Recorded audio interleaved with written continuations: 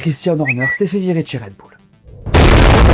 Séisme absolu dans le paddock de la F1. Christian Horner, il était team principal de Red Bull Racing depuis 2005 et le début de l'histoire de cette écurie. C'est un des boss les plus emblématiques et charismatiques de la F1. Et là,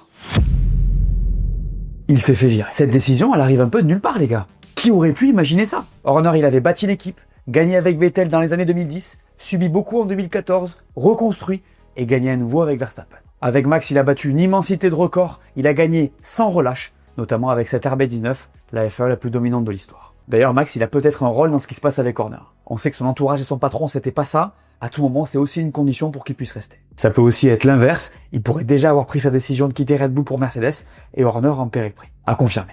En fait, je pense que Red Bull avait besoin d'un reset à ce niveau-là. D'ailleurs, en vrai, je pense qu'ils en ont besoin d'un bien plus gros.